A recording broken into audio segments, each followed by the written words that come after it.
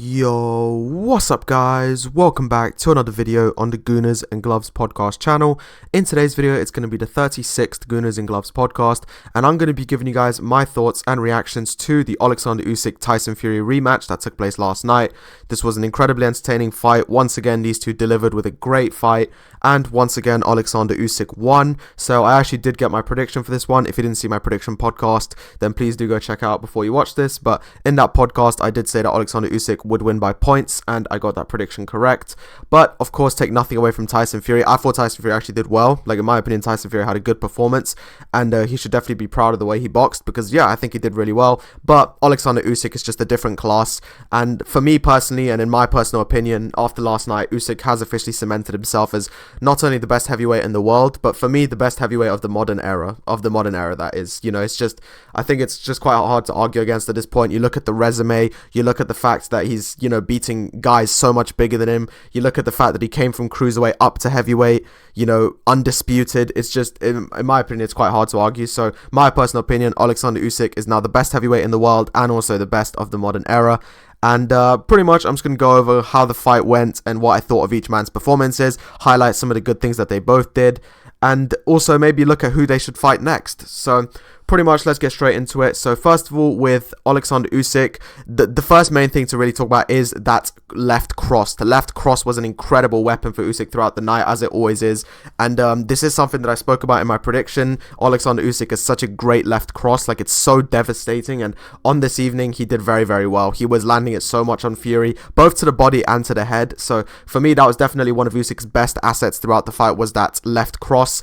And in general, southpaw boxers, that backhand left is so devastating, and it can land so well. And not only was he landing the left cross with really good effectiveness, but also the left hook as well. The left hook was landing brilliantly for Usyk throughout the night. So yeah, definitely that backhand from Alexander Usyk, the left hand, both the left cross and the left hook were landing incredibly effectively. Genuinely, that left cross from Usyk was like a sniper, man. It was just landing at such great efficiency, such great pace. And it was giving Fury problems for sure. And it was just such an effective punch, and he made full use of it. Of course, the right hand jab as well, the forward right hand jab, Usyk was using it efficiently to be able to get on the inside. But aside from also getting on the inside, he was also using it well to kind of discourage Fury at points, because as expected, Fury was a lot more aggressive on this night. He was a lot more threatening. He was a lot more like putting on pressure on Usyk. And so Usyk, aside from using the right hand jab to get onto the inside, he was also using the right jab very efficiently to keep Fury out, which is pretty incredible when you think about it, because there is a 7-inch reach disadvantage between both. So the fact that Usyk was still able to use the jab at points to be able to keep Fury away from him was actually quite impressive when you think about it. But that was another punch he used really well. As always, the movement of Usyk made the difference. Definitely, that's another great thing that he did, the movement. I mean, the thing is, Usyk, again, not very heavy, only about 220 pounds, somewhere around that region. And Tyson Fury actually came in at his career heaviest of 281 pounds. And I did actually expect Fury to come in heavier, so it didn't come as a surprise, but I definitely didn't expect him to be as heavy as he was. I definitely think he overdid it a bit, and we did see it in the fight. He did begin to taper off the offense, because in the first few rounds, as expected, he kept up a really good pace and was putting on great pressure. But when you're that heavy, it's just really hard to sustain. And as the 7th, 8th, 9th round, the championship rounds came in, Fury just definitely depleted and his output reduced. And also Alexander Usyk's movement kept increasing, because the thing with Usyk is he gets better as the fight goes on, and it's always been one of his biggest strengths, is how he actually improves as the fight goes on. So, you know, as the fight goes on, he's almost looking less and less tired. And when you have Tyson Fury, who's, you know, over, you know, nearly 50 pounds, or I think 50 pounds heavier than Alexander Usyk, it definitely makes for a great gas tank for Alexander Usyk. And Alexander Usyk's gas tank has always been fantastic for me. Like, I've always found his gas tank fantastic, and on this night it definitely served him well again. And again, I'm not saying Tyson Fury wasn't fast at points. He definitely was. And in fact, for the first sort of half of the fight, the first 6 rounds, he was very sharp. He was fast. He was landing the combinations. But, you know, when you're at your career heaviest, this is new territory for your body. Your body's not used to fighting at this weight, because you're at the heaviest you've ever been. So it is difficult, and it takes time. And while I do agree with Tyson Fury's strategy of increasing his weight and coming in heavier, I definitely think he might have overdone it a bit. And as a result, he did gas out. And as a result, thought Usyk's movement advantage was even more. So kind of as a summary of the main things that Usyk did well, his left cross, his left hook, his jab, his movement, and his combination punching. That's for me what he did well. His head movement as well. Those are the main things that he did well, and they were able to kind of slowly but surely tire Fury out. The body shots as well, and in fairness, they actually both did good body shots, and Fury actually did good body shots as well, for sure. Fury's body shots were great throughout the evening as well, and they definitely did hurt Usyk at points, but Usyk was just incredibly effective. Usyk just knows how to use all of his advantages to his ultimate advantage. First of all, the fact that he's a southpaw, he knows how to make full use of that, because as a southpaw, that is the biggest advantage you could have. Obviously, orthodoxes are not used to facing southpaws, and Usyk made use of every single advantage he had. So I'm talking about, the right hand jab, I'm talking about the left cross, the left hook, the movement, the footwork as well, and yeah, just incredible performance by Usyk. Really good movement, really good head movement, really good speed, the combinations, everything.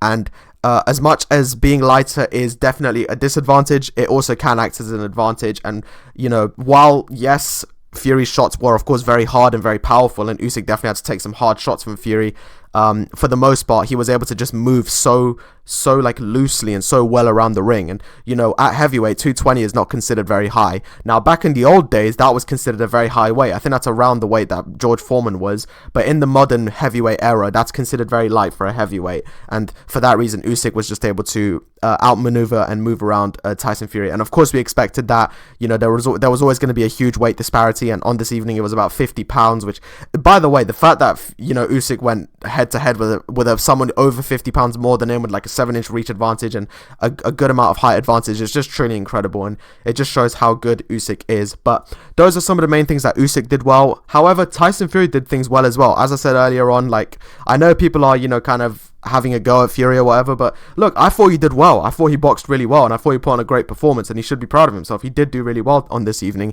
and he definitely didn't make it easy for Usyk. First of all, just like Usyk, the jab, Fury's jab was fantastic throughout the night. Really, really good at closing the gap and really getting on the inside. And Fury, as much as Fury has such a massive reach advantage and height and weight and everything, he clearly is somebody who also likes to fight inside the pocket, and that's definitely what he did at points. The body hooks were really effective, and there were several times in the fight where Usyk kind of gave him a little smile of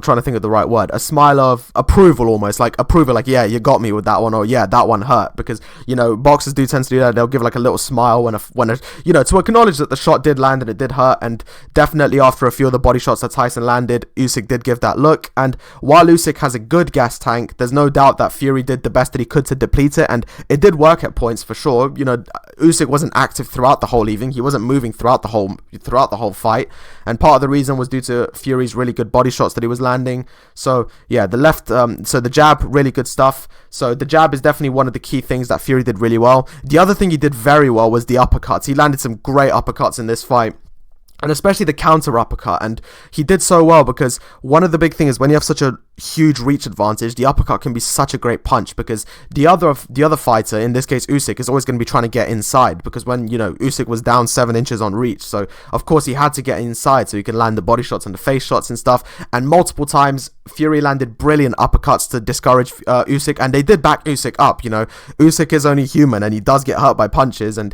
Fury certainly landed some very hefty uppercuts, and they did hurt Usyk, and they did back Usyk up at several points. Really good uppercuts landed by Fury. So for me, that was probably one of the best punches that Fury had throughout the night, was that uppercut. So the jab, the uppercut, also the switch hitting. Fury was switching in and out of southpaw and orthodox, and I thought he did it really well. And it was really smart by Fury as well, because as much as there's this common misconception that it's only a disadvantage for the orthodox when they come up against a southpaw, but that isn't actually true. It's actually also a disadvantage for southpaws when they come up against southpaws as well, because just like orthodoxes don't come up against southpaws often, neither do southpaws don't come up against southpaws often either. So I personally think it was a very smart tactic by Sugar Hill Stewart and Tyson Fury for him to be switch hitting. He was switching in and out of southpaw and orthodox, and it did well. It definitely kept Usyk on his toes. It kept him thinking constantly, and some of the punches that Fury was landing from the southpaw stance, he definitely could not have landed from the orthodox stance. So that's another very good thing that I think Fury did throughout the night, was the switch hitting, and Fury's always been a fantastic switch hitter, but on this evening he definitely showed it, and I thought he was brilliant at switch hitting, and he did really, really well to sort of disrupt Usyk's flow, disrupt his rhythm, and I think the switch hitting was fantastic. So the jab was really good at keeping Usyk at bay. The uppercut was fantastic at getting Usyk to back up whenever he would get inside. The body shots were great at, tiring Usyk out, and as much as Usyk has a great gas tank, those body shots were still depleting it.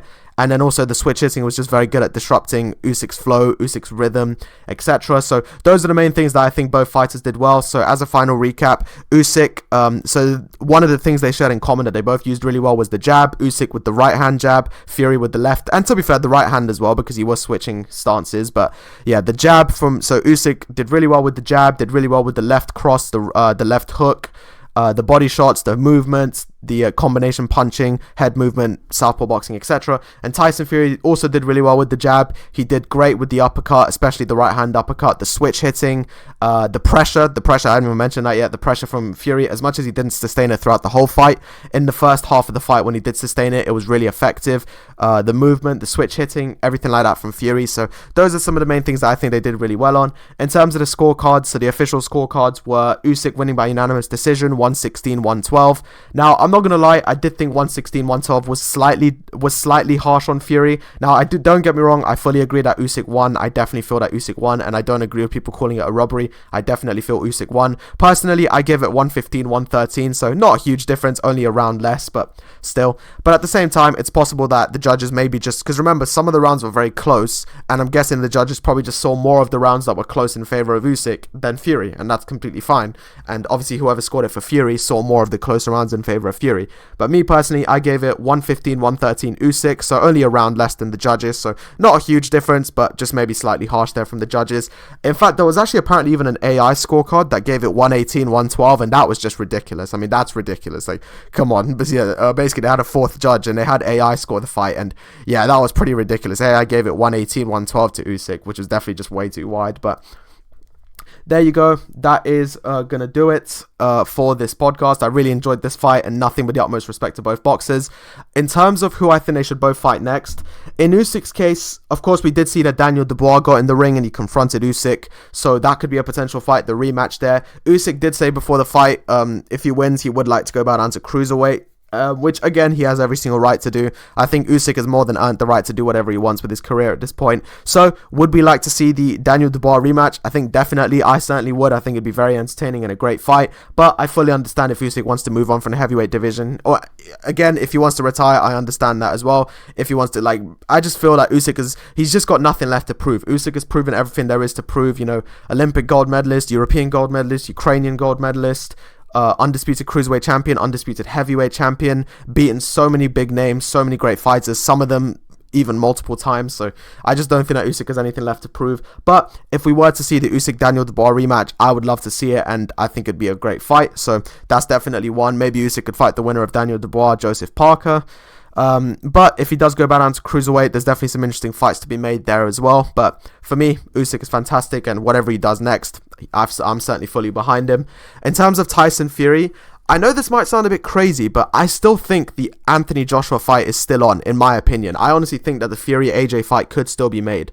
Obviously, neither of them are chasing world titles anymore. I mean, I doubt Fury's going to fight for a world title again. Maybe he will. I don't know. Boxing is an interesting game, but I don't personally see Anthony Joshua or Tyson Fury fighting for a world title again. So I'm thinking this could be the perfect time to finally just make the fight. So I definitely think we could still see the Fury-AJ fight. And in my opinion, the fight is still worth making. And especially now that both of them, have lost to the same opponent. Neither of them are chasing world titles anymore. I think it's just a great way for them to end their careers on a high, fight each other, give the fans one last huge fight, and yeah, so in my opinion, the Fury-AJ fight could still be made. So for the most part, I think Usyk versus Dubois, or maybe a Usyk return to cruiserweight could be good to see. And then in Tyson Fury's case, a Tyson Fury-AJ fight, I think is the main one that people want, Tyson Fury, Anthony Joshua. So that's what I think could be their next steps. But whatever they choose to do, they've more than earned respect in the boxing world. They're both incredible fighters. They're both legends of the sport. And both Usyk and Fury deserve loads of respect for all that they've done in the ring. But for me personally, Usyk has proven himself as the best heavyweight in the world and of the modern era. So yeah, that's going to do it for my analysis of this fight. Incredibly entertaining, really good fight, really enjoyed it. And congratulations to Usyk, but certainly respect to Tyson Fury for what, in my opinion, was a really good performance and a very spirited effort as well. So, yeah, that's going to do it for my analysis for this fight. Thank you guys so much, as always, for the support. Try to think now, but I think this most likely will be my last video before Christmas. So I want to wish everybody a Merry Christmas, whoever celebrates it. If you don't celebrate Christmas, then I hope you enjoy the holidays nonetheless. And yeah, if there is another video out before Christmas, fair enough. But I'm just thinking, and I don't think there will be, because there's not really that many big fights coming up next weekend, and Arsenal doesn't play till Boxing Day. So yeah, if I don't see you guys again before Christmas, I want to wish you guys a very Merry Christmas and a Happy New Year. To be fair, I probably will see you guys again for the Happy New Year, but alas, Merry Christmas, everybody. I really hope you enjoy your holiday season. And yeah, thank you guys so much for watching. Have a great day, and I'll catch you guys on another podcast soon. Bye-bye.